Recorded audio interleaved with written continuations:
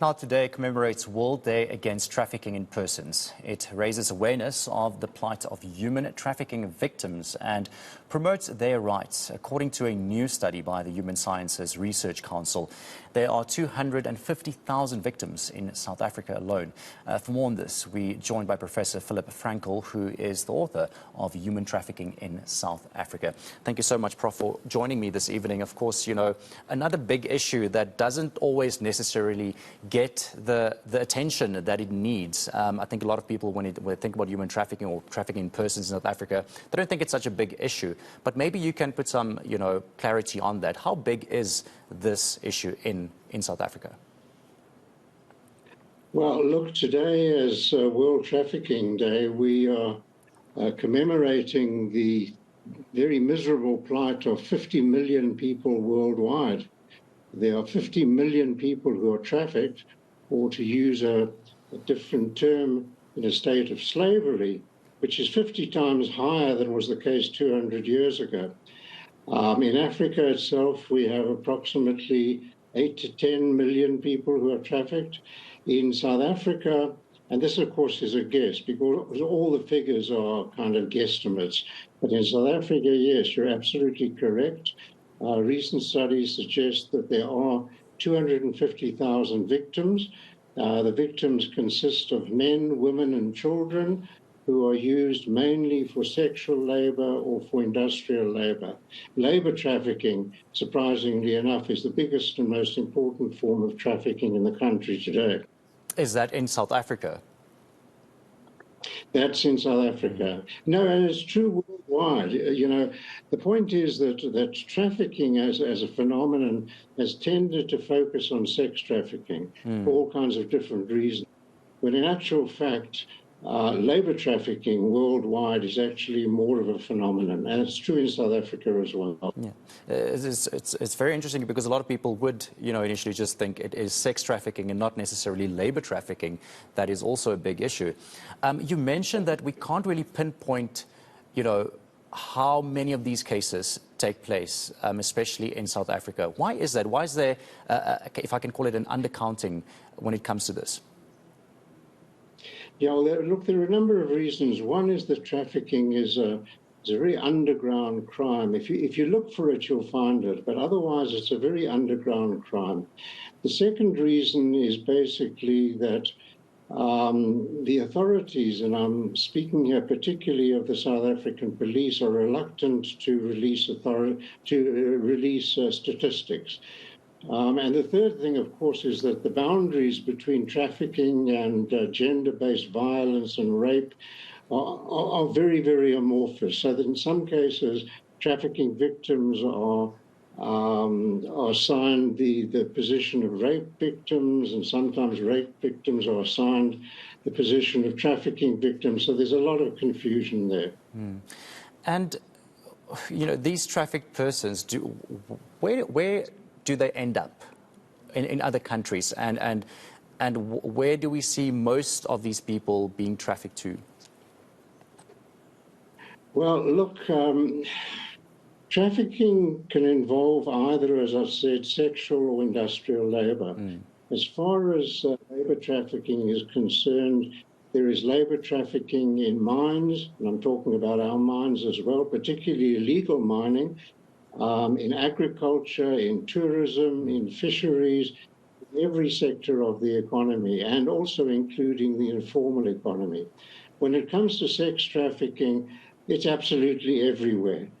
Recent studies have suggested that Gauteng is a hotspot, which is understandable because we're the center of the economy, but there's also a lot of trafficking which occurs in the Western Cape, occurs in the Eastern Cape, and occurs throughout Johannesburg, for that matter, including some suburban areas which have been pinpointed in United States studies, not just necessarily poor areas, but affluent areas as well.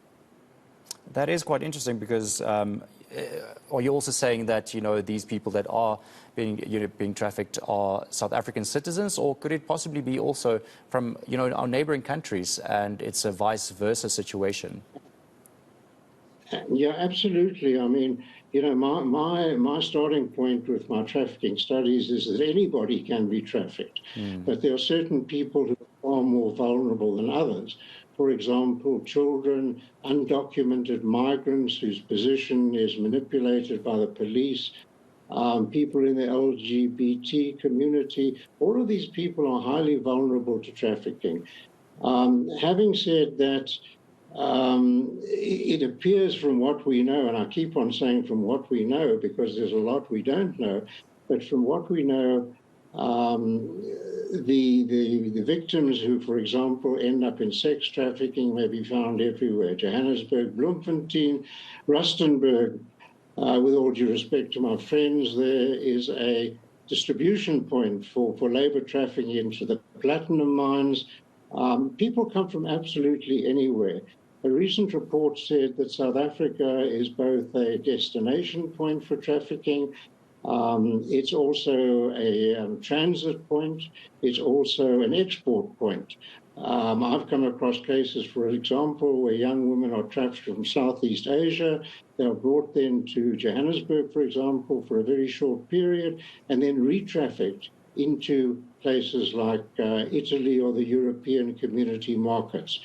When it comes to Africa, because we have such a flood of people coming into South Africa, many of whom, as I've said, are undocumented, trafficked people can come from anywhere, from Zimbabwe, from Somalia, from the Central African Republic, you name it, they're here. Let's then, how do you, again, how do you battle something like this? How do you prevent it from happening? Is it just a case that our borders are so porous that, when it's international trafficking that's happening? Or is it a case of corruption? From your experience, what do you say are the major concerns and problems here regarding that? I just got the tail end of your earlier interview about crime, and some of the reasons for crime are the same as for trafficking. Namely, we have very, very long borders, not just landward borders, but also maritime borders. We're beginning to see people being trafficked into South Africa by sea. The borders are very, very poorly patrolled. In many cases, the border police and the authorities are complicit or corrupt. We also have a society, and this seems ridiculous to say, but we also have a society which is profoundly unequal, where there's extensive poverty, which means that we have a reservoir or pool of victims who can fall into trafficking. And of course, we have a banking system, a quite advanced banking system, through which millions of rand dollars can be laundered virtually every day. So those are the main reasons. And of course, to go back to what I was saying about crime, yes, there's been a huge explosion of organized crime in South Africa, and many of the big cartels and syndicates deal in trafficking of humans, of drugs, of armaments, you name it. Whatever is commercially viable is trafficked. And how big are these syndicates, just very lastly, in South Africa? Well, we don't actually know, or I certainly don't know with any certitude. What I would say, though, is I wouldn't place too much emphasis on the syndicates. I would say, for example, that for maybe 50% of all trafficking is the result of international syndicates. This is encouraged by the movies where the big kingpins sit in Europe and where the smaller guys sit in Boksburg. Yeah, so we've got that kind of stuff. But most of the trafficking which occurs is sort of opportunistic trafficking by small-scale groups who engage in this kind of thing on an opportunistic basis. They're not dedicated traffickers, if you know what I mean. Yeah. But if there's money and there's trafficking and it's possible, yes, they do it. All right. Thank you so much for your time, Professor Phillip Frankel, of course, who is the author of Human Trafficking in South Africa. Let's go to the